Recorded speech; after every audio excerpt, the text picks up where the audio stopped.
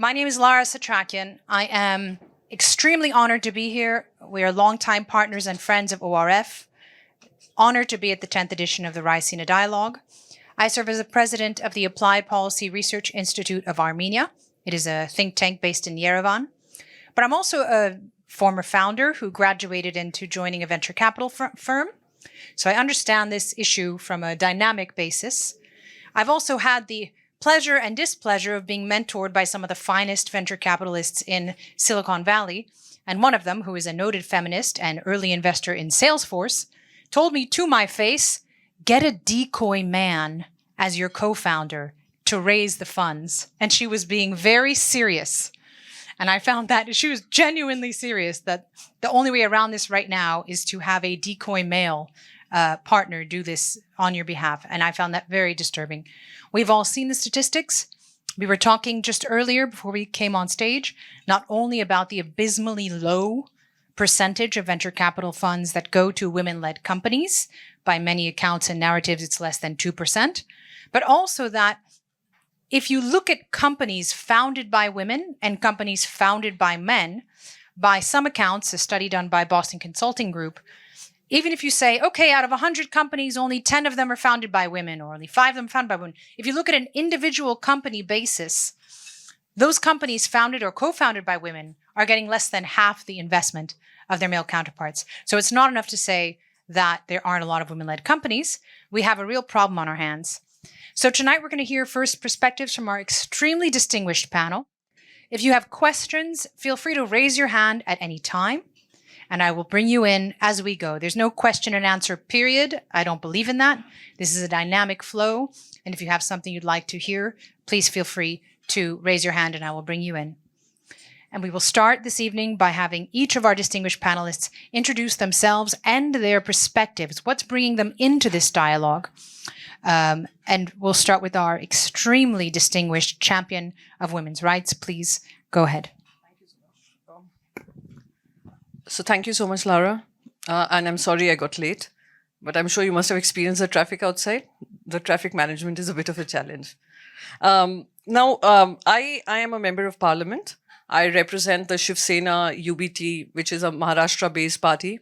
And coming from Maharashtra, we totally understand business. And we understand how to overcome challenges. But this is one challenge which even Maharashtra is dealing with. What I'd like to mention here is my past journey. I have worked in a company as a woman executive. I've started my own firm. So as a businesswoman, I know the challenges on how to scale up. I was part of the ISB Goldman Sachs program, which promotes women entrepreneurs. However, there are very few journeys which we can say escalated to a point of them becoming employers.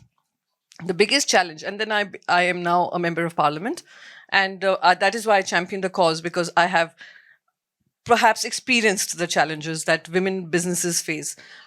What I can tell you about India is, I've carried some few statistics. I don't know if you all have discussed this, but out of the 65 countries, India ranks at number 57 in terms of women startups, women-led businesses. I shall tell you those issues also. The funding gap. Can you just take a guess? What is the funding gap? How much funding do women businesses get in India from venture capitalists, from fundraising? Total percentage. Guess some percentages. No. You all are being very optimistic. It's 0.3%. So yes, that's a challenge. That's a gap we are working towards bridging. Out of the 63 million MSMEs that we have in India, which are medium and small enterprises. Sorry? In other countries. In other countries, I'll come to that as well. For example, US, women own about 40% of businesses. They receive only 2% of funding. Europe presents a similar picture. Male-led startups consistently secure the lion's share of investments. I do not have the absolute percentage here, but you can guess the entire pattern. So whether it's India, whether it's EU, whether it's the US, or whichever part of the world we are coming from, women are facing this challenge. And how do we overcome these challenges? If you look at the key factors, I'm sorry, I'll just take one more minute. If we look at the key factors as to why we should be supporting women businesses, if they take a loan, they 99.9% of the time, they pay it off. If they get the funding, they live up to the expectations of those who are funding their businesses. As far as their commitment to the work is concerned, higher rate of commitment. However, when it comes to perhaps marketing themselves and selling the idea, that's where we're failing.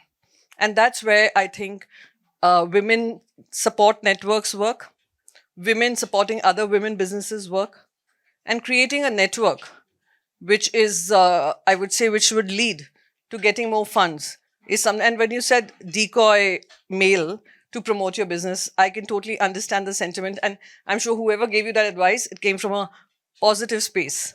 So this is something we'll have to fight, and something I keep raising consistently. And hopefully we will find a solution one day, or maybe after this discussion. I'd like to ask the organizers and the AV team if we can have more microphones on. Oh, you all have? Okay, great. I'd like to dig in a bit to the root cause. And India is an incredible country with so much dynamism. We're going to hear from Cecilia later on some of that dynamism from the entrepreneurial field. So what do you think we need to address in order to increase capital flows? So, the reasons that you mentioned. Firstly, I gave you the numbers, 63 million MSMEs, Indian women are leading only about 20% of it, only 20%, and usually they are a single person businesses. So you have many women in the business space, but they're not creating employment. Two reasons. One is opportunities, equal space. Third, the patriarchy that we see. In terms of every space, women in India are fighting along. But I would continue to say that India is now conscious of the fact that India won't develop till the women don't lead. And our Prime Minister, as much as I'm in the opposition, but I must give it to him, that the Prime Minister first in the G20 started to speak about women-led development. I think that was a very transformative statement to make for someone coming from India and giving women that feeling that y'all can lead.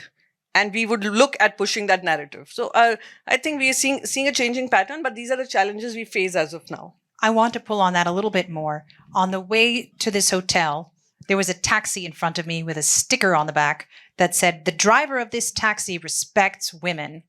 And I thought that was brilliant and also terrific for business, because I would get in that taxi in a heartbeat. So where is the missing opportunistic surge that we would hope to see, especially given India's growth rate? No, considering a taxi has to say that it respects women, it's not a positive image of my nation I would want to push. Yeah, but I would want every single taxi to be safe and not having to give that character certificate, because but yes, I think so that is challenge one, stepping out of your home and getting a safe environment, safe spaces to work in. Once you're in places of work, getting the equal opportunity and the growth opportunity and growth trajectory. Again, because of several policies, we see HR usually reluctant to promote women. Marriages, if they're unmarried, they might get married, they might leave the job. If we invest in her, what if she gets pregnant and she quits her job? What do we do then? And there is a high percentage of women who are highly qualified, but choose to stay at home after having a baby. That is also a challenge in India. They're highly qualified. So maybe we also haven't been able to, we are working on it. I wouldn't say we haven't understood the issue. But women who are stay-at-home mothers, but are highly qualified, how can they contribute to the economy using the flexible hours method? That is something we haven't really...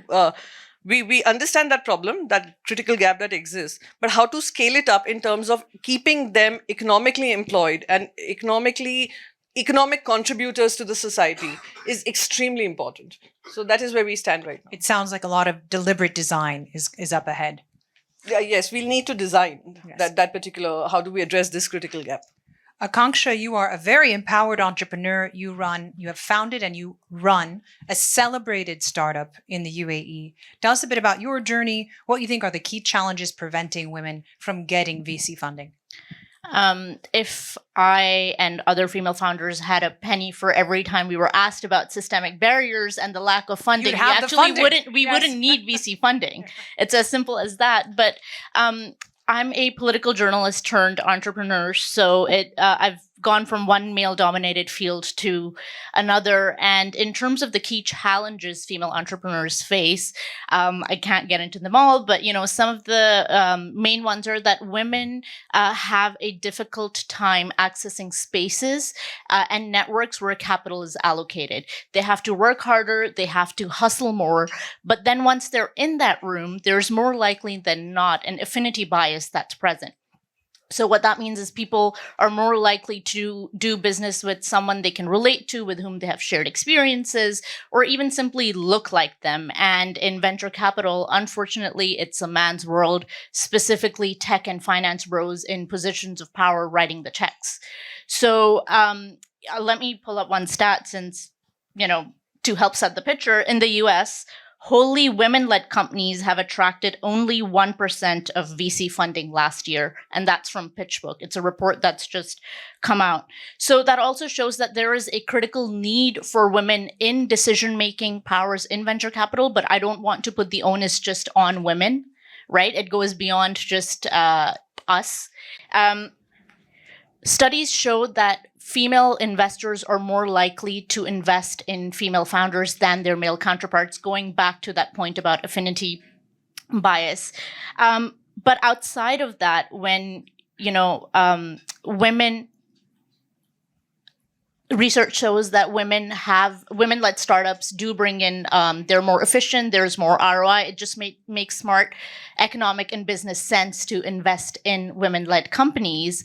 And the other thing that I'm thinking about now is with Trump in power, rolling back DEI initiatives and the rest of the business world following suit, underserved communities such as women and women of color, that the funding gap will exacerbate even more. And I just also want to say one thing, that when women, do start going and raising for funding, even the line of questioning is different. Men are given money based on the vision that they're pitching, the grandeur of success, whereas for women, and Priyanka's touched upon some of this, is how, your familial responsibilities, your biological clock, how competent are you, your ability to take risks, and, just overall constantly trying to prove that this is something you are able to do. I was going to ask if you feel there's pressure to perform applied differently to women. 100%. So last year we hired our first chief marketing officer, and since then she's been trying to drill in all of us. Like, she's doing a lot of the messaging, and I'm always like, I think it's a bit too much. And she's just telling me, she's like, just think, what would Trump say? Just channel your inner white man, and you'll be fine. The conversation around women entrepreneurs often involves mentorship, networking, supporting them in other ways. Definitely helpful, but also in a way a diversion from this gap, and takes a little bit of the pressure off the need to actually put dollars behind this, or rupees behind this. So what do you think, how do we balance that? How do we close that skills gap without taking the pressure off the funders? I mean, it's like a catch-22. We know that there are far fewer women founders than men, right? And I do actually want to look at a stat that I pulled up. According to Carta, just 13% of founders in 2023 were women. So if you look at it from a bottom-up level, there is a critical shortage of female founders. That means that we need more grassroots policy initiatives and incubators and a whole host of other solutions to actually get women to take up entrepreneurship, but also remain in entrepreneurship. Right? Whether it's and also move from the informal to the formal sector. Once we see more of that happening, we're going to see naturally what will happen is more women are going to go ask for funding.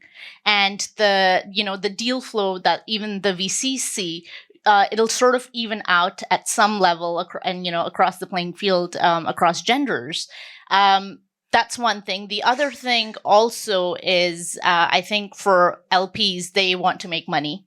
We know that women-led businesses make money, right? So it's also, I think, holding your funds accountable, but also at some level probably mandating that there are allocated funds for women-led businesses.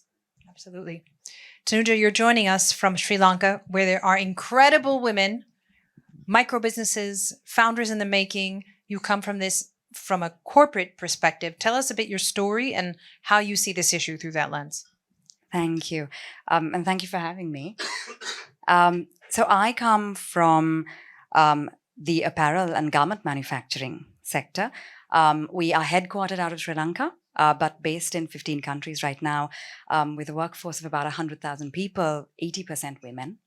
Apparel sector obviously is driven on the backs of women, and my work looks at a 21-year-old program where we address various gaps, from health to career development to having more women in leadership, but also skill development, which we realized over a 25-year period that women take and want to start their own businesses. I think 25 years ago, we were doing skill development as supporting lifestyle and doing something outside of work, etc., and then realized that women are really taking these skills, whether it is in catering, tailoring, beauty culture, all of the typical industries that women get into. I'll talk about that in a bit. But we realized women in our factories, because a lot of it is also shift-based work, realized, look, secondary income. And so this, we're talking micro and small businesses. What we're also seeing is, because so actively the company does a lot of skill development in terms of how to manage your finances, how to maintain your accounts, business planning. Now we're in everything from social, how do you do your social media marketing, to sustainable product, how do you convert into more sustainable product. Because of all of that, and because of the support and that ecosystem, we're also a large employer, so it's a marketplace for the women as well. There is more confidence, more empowerment to start your own thing. There's also role modeling, which happens.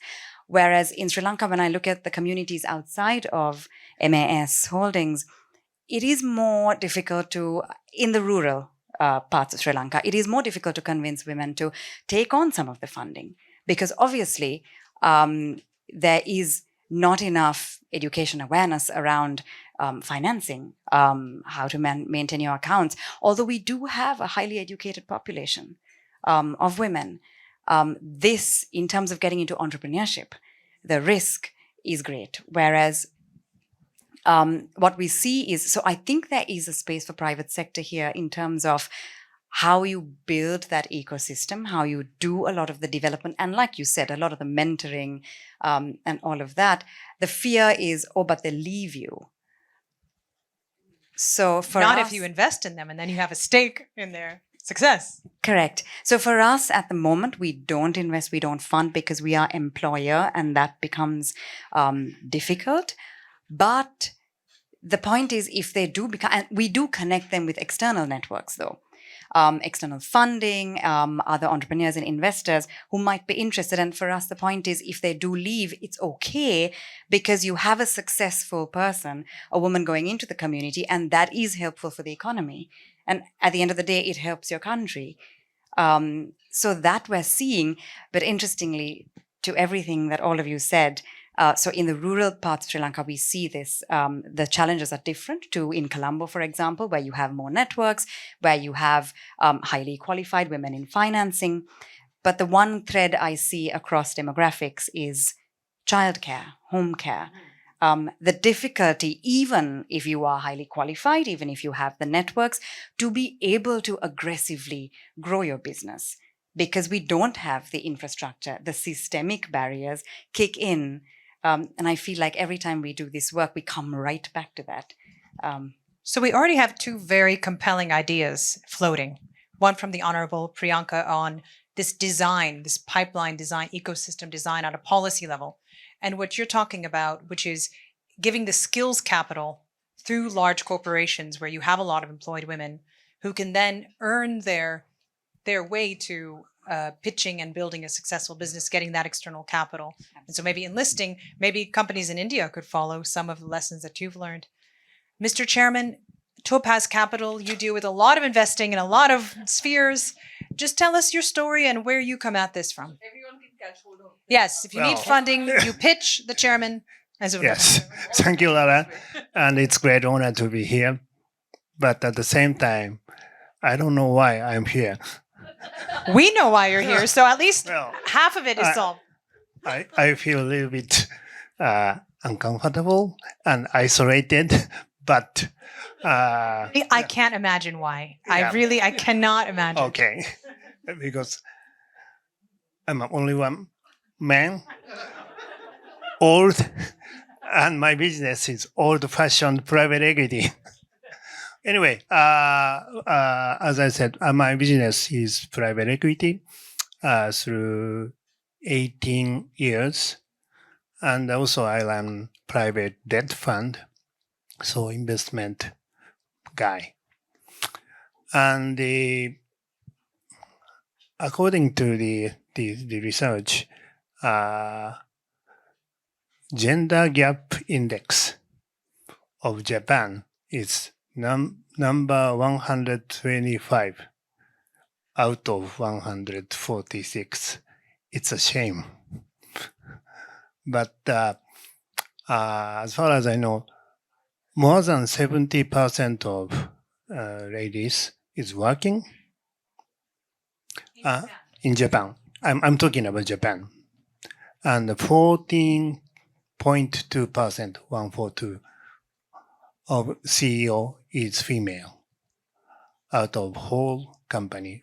Obviously, the large in the case of large corporation, still female CEO is few, but not zero. And younger generation, like 20s, 30s, I saw almost every couples, I mean, husband and wife, they are working together. But together means double income and supporting by boss. So, and sometimes salary of wife is exceeding husband. So I think there must be many problems. However, I don't see any. I think for everyone, the fundraise is difficult. But is there any some gap on the fundraising in the startup company, regardless the gender? That's my observation. It's remarkable because the countries that we have represented so far, and another one coming, India, Sri Lanka, Japan, UAE, these are countries with incredibly empowered, educated women who have a lot of potential. So the opportunity for a turnaround on these questions is actually very significant. So, Mr. Chairman, before we let you go, I want to ask this question one other way. I promise you don't have to speak for your gender, but as someone who has moved money into profitable directions for quite a few many years, what do you want to see in Japan when it comes to women-led businesses and the funding scene? What would you wish to see? In Japan, you mean? Well, through my experience, the money, the investors, especially the asset management guys, we have fiduciary duties. So we have to find out the best investee on behalf of the investors. So in that sense, there is no difference between men and women. However, as the other lady said, clearly there is a lack of network between the female entrepreneur or startup people. I think it's getting better, obviously. And we have so many, let's say, so-called startup conference at that time, you can see so many females standing on the stage and shouting. But it's a one phase. But in finance world, it's still it's a men's world. So we have to create that network behind the startup world society. Okay. Perfect transition to Cecilia. You are a community builder, you're a network builder, you're in tech from the Swedish Indian bridge building, but also more broadly in Mumbai and in India.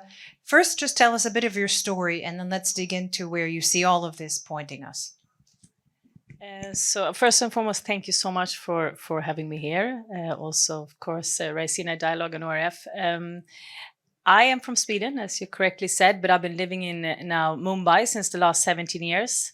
My first journey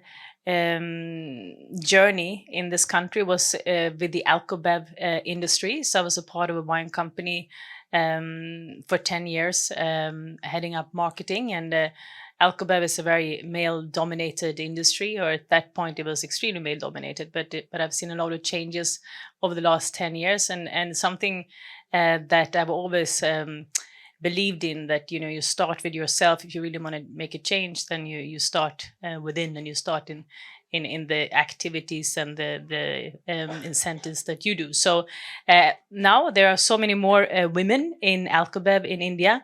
The company that I was part of building is now also the largest wine company in the world. We always had an aim to get up to at least 50% women within the organization, and I think we're at about 47% women right now. It's very difficult to get women to work in sales and travel around the world, so we had to focus a lot on safety, on education, and also to get women to work also in production. It took us some time, but with time we excelled, and again we're at 47% women in the organization today.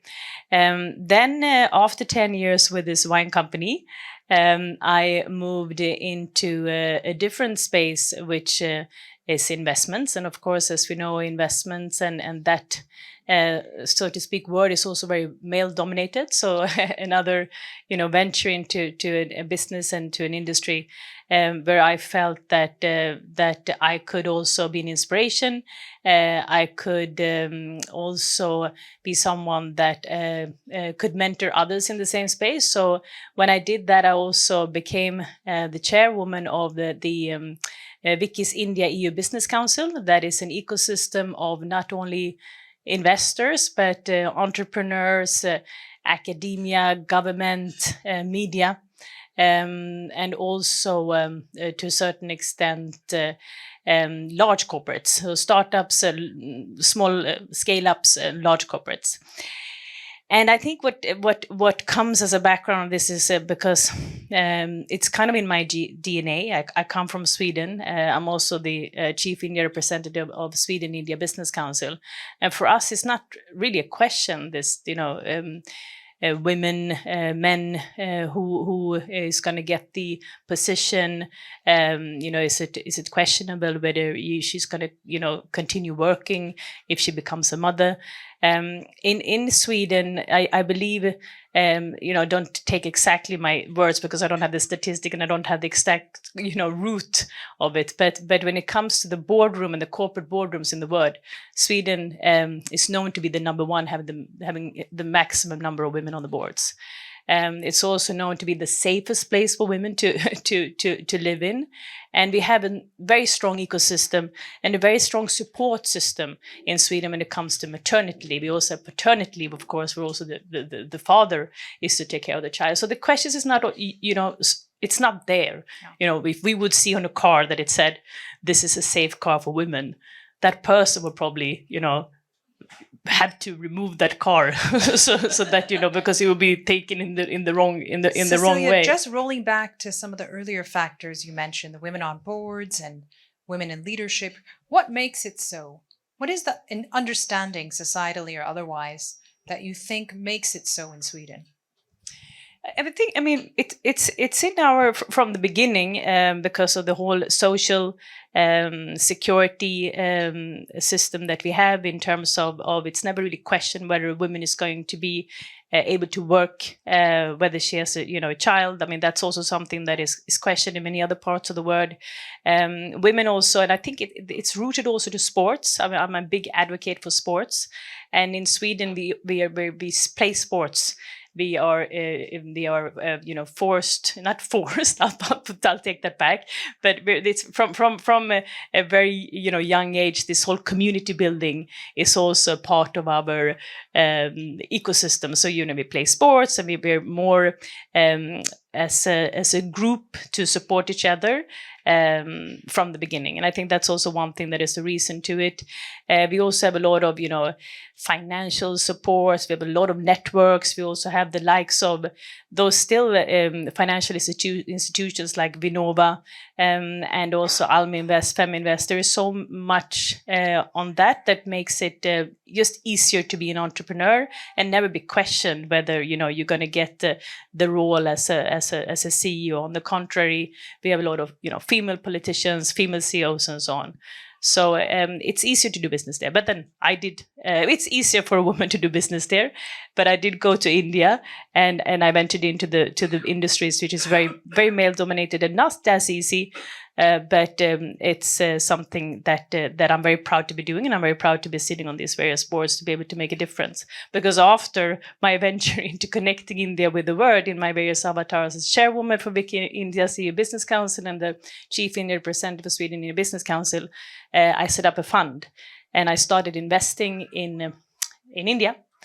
Not easy, I won't tell you that, but I've been doing that now for the last 2 years, and my focus is also, again, in an industry that is very male-dominated, but I love it. It's gaming and entertainment, and another space where I see there is a lot we can do, a lot of opportunities. I'm very happy to have one of the female founders of one of the portfolio companies of mine sitting in the room, Kundavai. Tell us about her.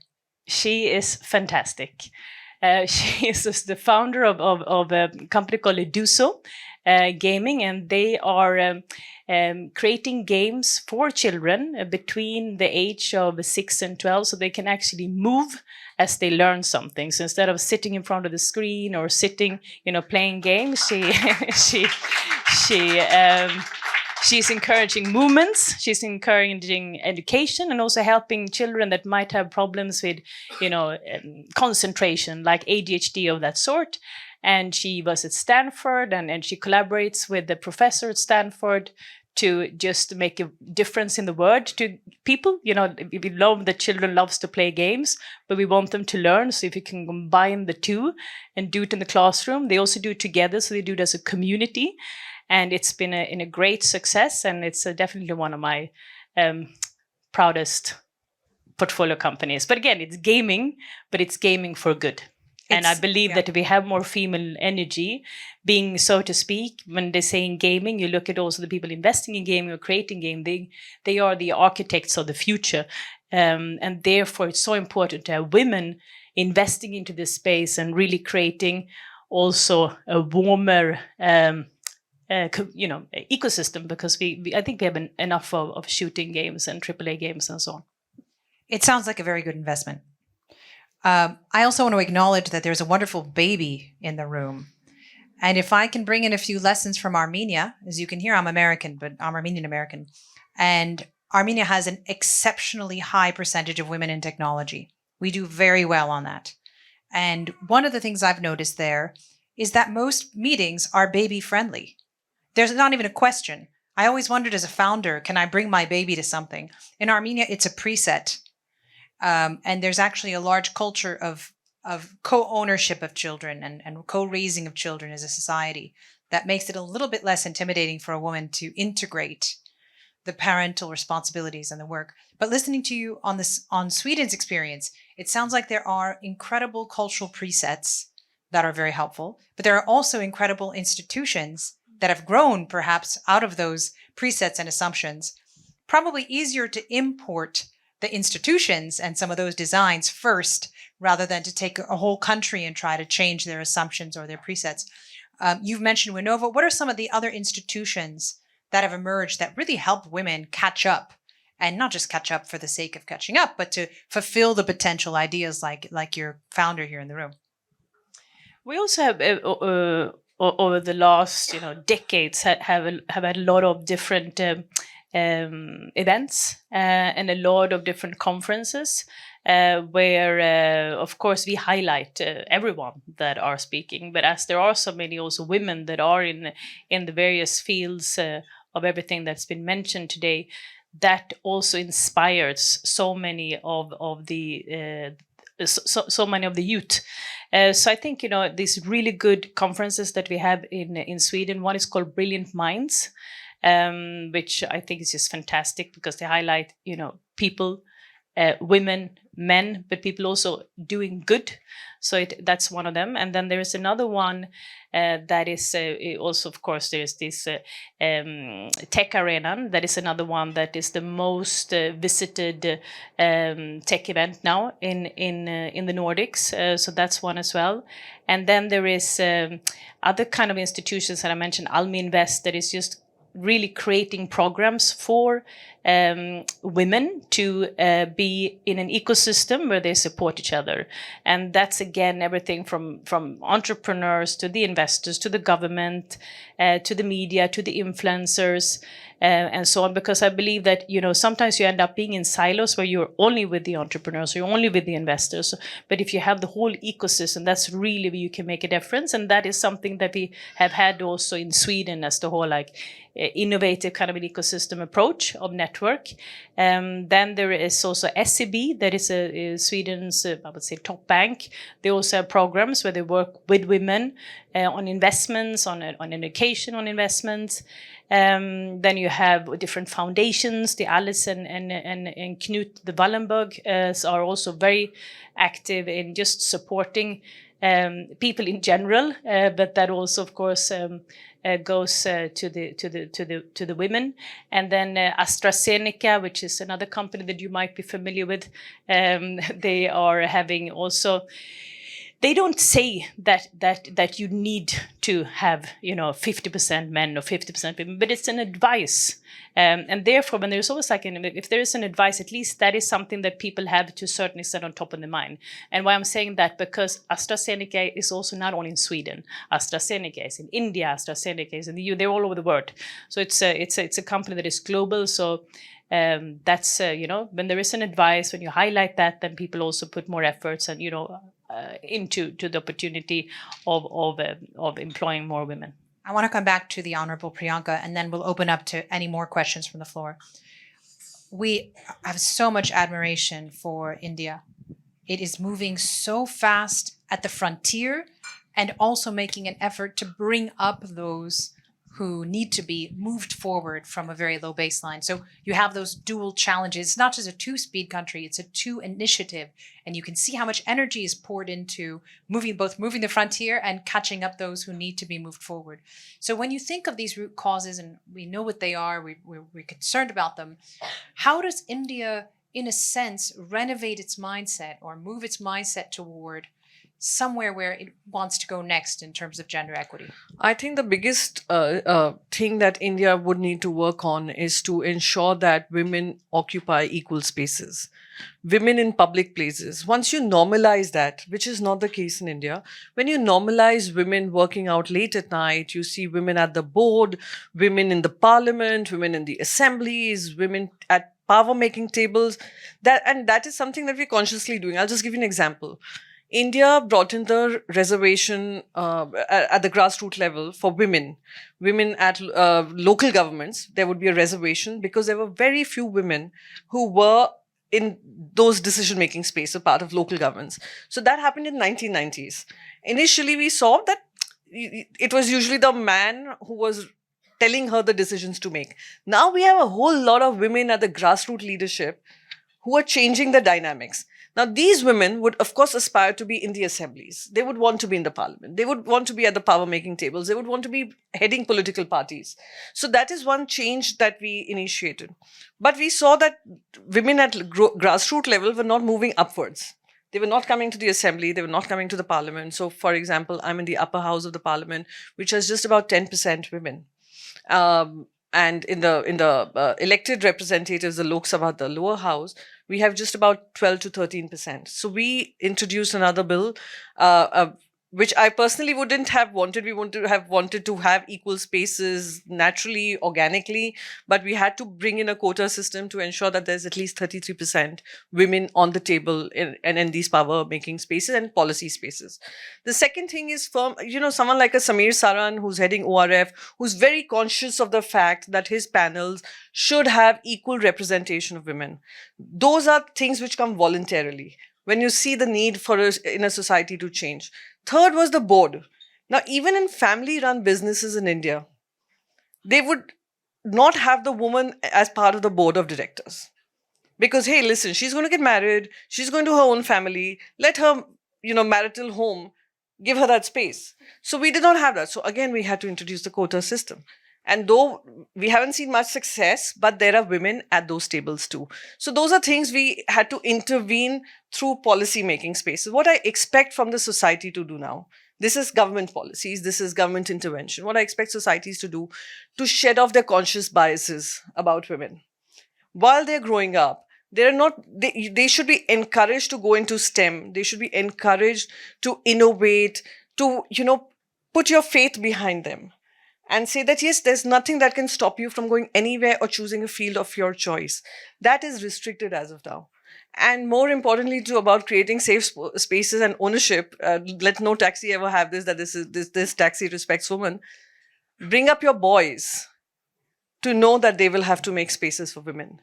That they are part of a world which will have women asking, demanding, being ambitious, being driven, being opportunist sometimes, making life choices which will perhaps benefit them. You'll have to do that because you all have been doing that all along to the other half of the gender. So those are things which we feel we need to work on. And we very much understand those challenges, and we all, despite our political differences, when we come to discuss and debate on women participation, we are all aligned to the fact that these are the core principles that need to be worked upon, and wanting to bring in women on power-making tables. Brilliant.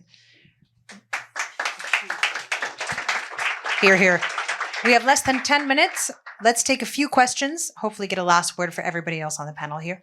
Hi, thank you for the very interesting insights. And Mr. Chairman, yes, you're here because it's important that we have males too discussing these aspects. And I'm sure that you have heard also interesting perceptions that you'll carry on in your work too. So I wanted to also add a bit to your Honorable's intervention. I'm a former member of the European Parliament, and before that I spent 7 years in the local council in my village, and I resonate with what you are saying. In Malta, we had to introduce a positive mechanism at the national level for the national parliament because we were having 6 members of parliament who are women from around 70 members, so it was not working, and this brought criticism, but what could you do? I just hope... What was the end result? How did it turn out? But it was applied to only the last election. So we need to give some chance. But the idea is that if at some point we reach a 60-40 balance between both sexes, this mechanism is not needed. So hopefully we'll arrive there. And yes, what I wanted to say is I know that the rest come from the entrepreneurship and startup and foundation business, but the challenges faced by women in different sectors, including in politics, I believe have a lot to do too when it comes also to the business sector. And I worked a lot on gender mainstreaming in my mandate as an MEP. And this one aspect that you mentioned at the beginning came up several times and in several studies. First of all, there's a missing entrepreneurial gap in general. And then we have this gap when it comes to financing. The aspect of marketing and how we sell our product and the positive characteristics within us. At some point, our colleague here, I don't know how to pronounce. Tanuja, was explaining the company you are coming from, and it's a white company, it's a big company, and there's a lot going on with positive aspects. And my colleague here, who's a male, said, why aren't we clapping at the moment? And as I said, yes, that's true. Because sometimes as women, we just say things about ourselves, about what we do, in such, an easy way that we make it seem like it's no big deal, but it's not the case. And I agree with you that we need to focus on education from a young age, because it's the soft skills, it's the empowerment, it's also the aspect of financing and budgeting and entrepreneurial sense that we need to instill from a young age, so that we'll manage here. But I want to take the men who also support women, because I'm not here today if I didn't have also males, whether it's my father, my partner, ex-politicians who show trust in me and sometimes pushed me further than my self-esteem and where I thought I'll be. So thank you also to the males who support other women. Thank you. One more question in the back, and then we'll go to the last word on the panel. Hey all, I'm the mum to the child. Bravo. I think I'm going to head to Armenia soon. We're waiting.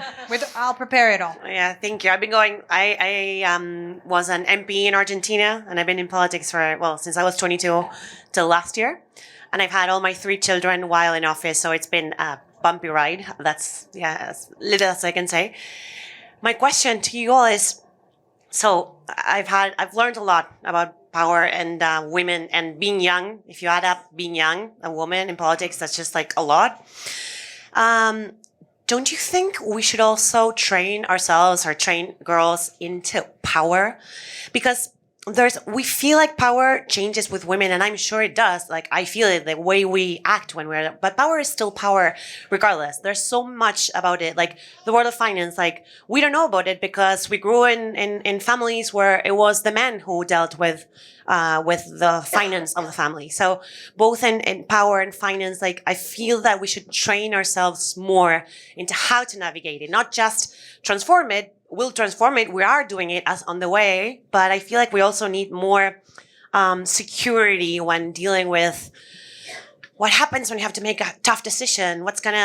People are gonna hate you, people are gonna love you, and everything that entails being in a place where you're gonna have to also make hard choices. Thank you. Amazing intervention. Let's sneak in one more question up front, and then we'll let in a little bit of overrun for anyone who wants to respond right here. Thank you so much for this very insightful We're panel. coming back to you. There's no way I could let that happen, but I had promised him, so then we'll go back after. Oh, you don't have a question? Okay, good. Thank you. No, wait. We're coming back. I was just, this is a question of somebody who's not in the room. There's a question for my partner. She's one of the top engineers at Facebook. She's done very well for herself. And she often invests in companies. And one of the things that she keeps telling me is that there aren't enough women pitching to me. I would like to deploy, but I just don't have enough people pitching to me. So I was wondering if we can do something to increase the number of pitches. Could we do something more on the supply side to be able to get the pitches? Because if somebody said 13% of the people are women who are starting the company, I think the issue is not that X percentage of the companies are getting funded, but perhaps we need more women to be nudged that start companies. It's a great initiative. The discovery. Solve the discovery. I'll answer to that, but I'll answer it. Sure. Well, one more intervention in the back? Are you sure? Okay. So we'll go to down the line with brief responses to everything we've heard. So I think that's a very important question and a very important initiative that we could take. This is something we face in politics too. That, listen, you all have brought in 33% reservation, but where are we getting women leaders from? Right? So once you create that space, like your wife would want to fund such businesses. But at the same time, there are not many women coming because the women are not coming forward because there's sometimes a lack of self-confidence, lack of self-belief. And I have seen it, when men pitch for jobs, they say, yeah, absolutely, I can do it all. I'm overqualified for this, but I'm going to do this job. I'm going to get it done. While a woman thinks 10 times before applying for a job that, do I fit into the category? Do I tick all the boxes? And developing that sense of confidence, and perhaps that could come from training, and skilling them, saying that you have a business in place. So when I went to ISB, the only key factor that they kept drilling into our head was A, be confident about what you're selling, and be up there to even face negative consequences or in a way that people are going to deny you what you're seeking. Don't hesitate because you fear denial. Don't hesitate because you somehow believe that, oh, I don't think I have ticked all the boxes before I approach. So teaching women that, and I think that gap can only be filled in when we create a pipeline of skilling, be it creating networks and giving them a space to approach a venture fund capitalist without fearing the kind of questions that they may be asked. Accounts and math, usually women find it very sometimes difficult to explain and pitch. And I faced that myself. And how do you pitch a vision which is giving you an amazing amount of results or returns? Again, I would say men do it with ease. Women find it difficult. They're very real. They're very grounded in what they can bring to the table. So that is, I think, that is where we are totally lacking. And this happens in even political spaces. Where are we going to get the women? We are going to get the women when we first create the space. We skill them up to choose political careers, to be in leadership spaces. Here, here. Let's go straight down the line with everyone else. Brief reactions. I think, to your point, some of my biggest champions have been men, including Samir. And I learned very early on in my entrepreneurial journey to just suck it up and ask for help, even no matter how uncomfortable I felt in the moment. And it was a simple like, hey, I'm struggling with this aspect, or I don't know how to use this software, or even a simple decision on like, who do you think I should hire? And as a woman, I would just encourage us all to help each other, which I think we already do a great job. But I think for men, some of my biggest successes in terms of like closing deals or sales or understanding pricing has just been when men are like, hey, I know that guy, let me just do a warm introduction, or let me sit with you and actually work through this proposal. And so I think it's also just the daily little things, like overall arching changes are great, but I think and those take time. But I think the daily little things that you can do to just help nudge us forward a little bit up the corporate ladder, I think that's where I've seen incremental change. And I think, Priyanka's talked about the education system. And one thing, like we're working on writing mental health textbooks for school children in India right now. And when we were doing market research, just even looking at the textbooks out there, you can just see that even those need an overhaul, right? Because the messaging is, boys are playing football, girls are inside helping mom in the kitchen, right? So that is early on incorporated. And then there's a lot of unlearning to do, both on like a family level, a societal level, and in on the corporate space. So I definitely do think Priyanka and I have been on several gender panels together. All of this is great, but we also just need people to write checks at the end of the day. A big yes to everything all of you said, and from the room. But to add to it, I do think that's something we see other than in countries like Sweden and places where you have proper social security and support in terms of the care economy. Instead of deciding that you're going to have one part of the population take up that responsibility of caring for home and children, which means they give up economic opportunity. Unless we have those systemic gaps addressed, infrastructure, actual support from government and from private sector for childcare, for home care, for elder care. In Malta. Malta has free childcare. Everybody to Malta. God, please. Everybody. Yes, exactly. So what happens is, I think, unfortunately, whether it is startups, whether it is the world of work, it's been built in such a way that we feel like somehow these people are going to look after the future of the labor force, the rest of the population, and these people will make the money. So that divide, I think, comes in every time we're trying to do something. So the supply, again, even in spaces not in rural parts, but where there is education, the networks are there, you're still holding yourself back because the mental load and the responsibility you're carrying does not probably allow you to be as aggressive in terms of your growth plans and what your venture capitalist wants you to project. And one other thing that I heard interestingly from one of my male friends who is in the venture capital space, he said, when women come and pitch growth plans, they're not as aggressive as their male counterparts. And that's what we see in what you spoke of, which he said, I like more because it's realistic and it gives me comfort, but it's not as exciting sometimes. So systemic barriers, infrastructure, and obviously dealing with a socialization issue. Well, I bet it's getting better. I'm quite optimistic. After this panel? This discussion? Yes. Oh, okay. I'm with it. I feel that education is often where it starts, and I resonate with you, Priyanka, and I'm happy to study at ISB as well, and that's if you can start really early with children to educate them on everything from finance to entrepreneurships and the list goes on, which are the key so to speak strengths that you should have as an successful business leader and so on. I think that's really good to start there, and Sweden does do a lot in that. And I am happy, of course, that the likes of ISB, etc. But if we can do that more globally, that I feel is number one. Then, of course, ecosystem is something we touched on earlier, but like inclusive ecosystems are so important.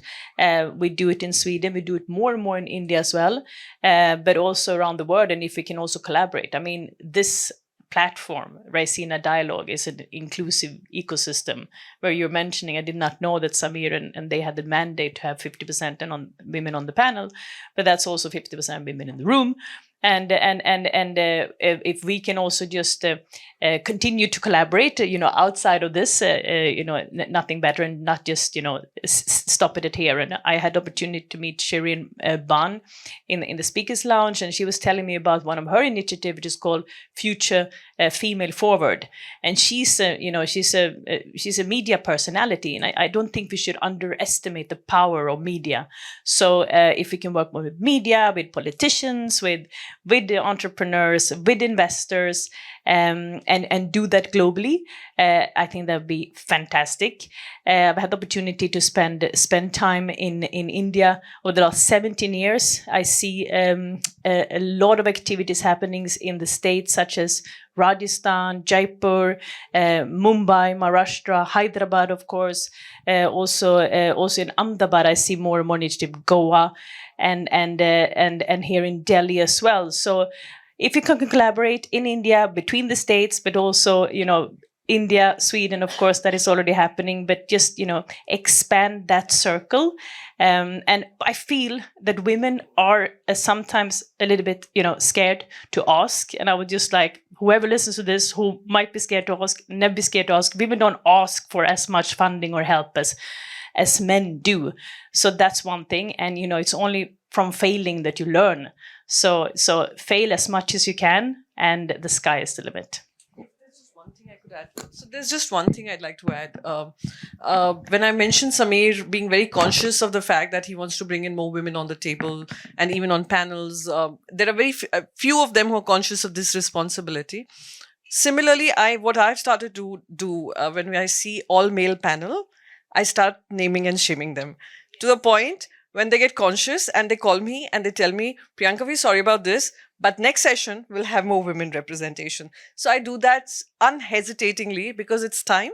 We reminded these, whether these are people from the media, the ones who are designing such summits, designing such events, that hello, we have ideas too, and we can bring them on the table. It sounds like we should do that for venture capital funds. So I'd be all for combining the free childcare of Malta, with the baby-friendly meetings of Armenia, with the dynamic policy renovation of India, with the micro-entrepreneurs of Sri Lanka, with everything we can learn from Sweden, and so on and so forth. I'm actually for that. Rather than just making prescriptions that this must change, I genuinely think we could draw out some of these things that make us, in Armenian, we have a wonderful phrase, positive envy, good-willed envy. We look at these, a lot of us look at Sweden with goodwill envy. Parinachans, you say in Armenian.